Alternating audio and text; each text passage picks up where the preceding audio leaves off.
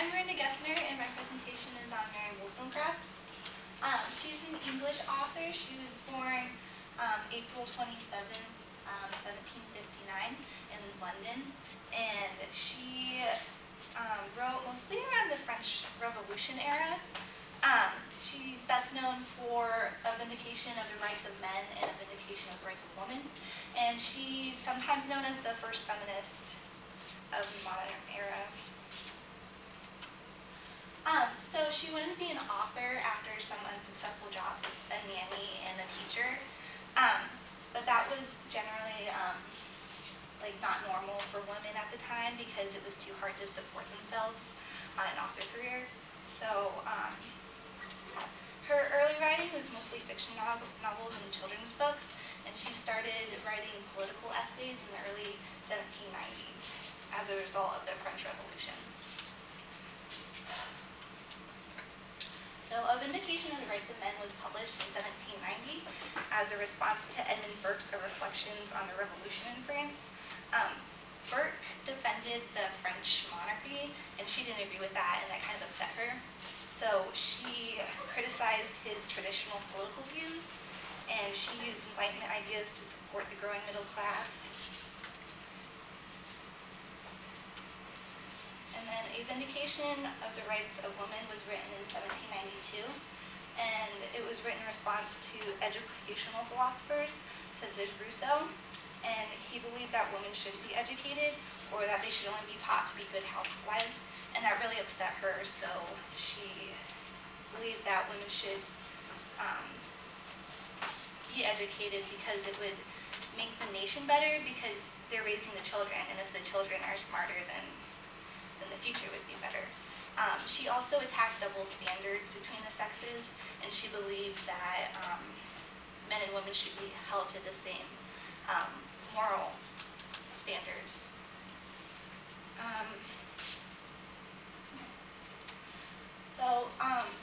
A Vindication for the Rights of Women didn't become popular until feminists found her work in the late 1800s. It's hard to label Wollstonecraft as a feminist because that wasn't a word at the time. There was no such thing. She also didn't argue for gender equality the same way modern feminists do today. She, like I said earlier, she wanted them to be held to the same moral rights, whereas modern feminists think that everyone should be economically, politically, and socially equal. Does anybody have any questions? I guess I don't quite get why by your definition she's not considered a feminist. If she, you need a little more data on that, or can you articulate the difference? Because she didn't their beliefs don't match up exactly. She didn't think women should be equal in all ways. Oh, I see. She didn't think women should be doctors or politicians or anything. Okay. She just thought that they should be better housewives. Or at least a better status. But she was, she was a novelist and stuff, so it was okay that women did that kind of thing, I suppose. Yeah. Well, that was a thing at the time. It was just not as common.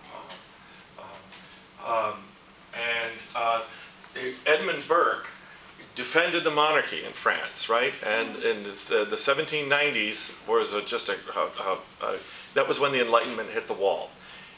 You mentioned Jean-Jacques Rousseau, right? Philosopher. What did he say again? Why did you bring Rousseau? What was his point? He wrote an essay, and he basically said women should be educated, that they should just live in the house and not. So he limited their role in society. Rousseau is an interesting character.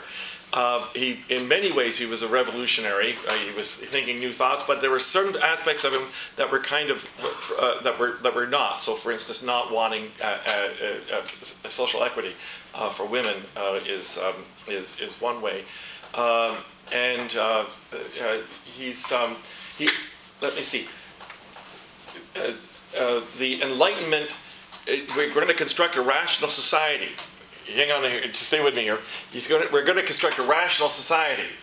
And Rousseau, John Locke doesn't even consider that anybody would not want to live in an enlightened society. Rousseau says oh yes, there are some people who will not want to live in an enlightened society. Noble people, for instance. There are some people, and then there just may be lots of people who may have a reason for not wanting to live in a rational society. What do we do about that? And his quote was, "You must force people to be free." And so he decided that you have to coerce people, you have to penalize people, you may have to kill people in order to make an enlightened society happen. The French Revolution happens with exactly that, people being forced to submit to what was the Enlightenment ideal. So the French Revolution was something that was very damaging to. It ended the Enlightenment, and she at the end is still defending the French Revolution against people who still say going back to the old way is better. Yeah. And okay, so that's one of the things that makes her really a very important figure for this transition. Thank you. Very well done.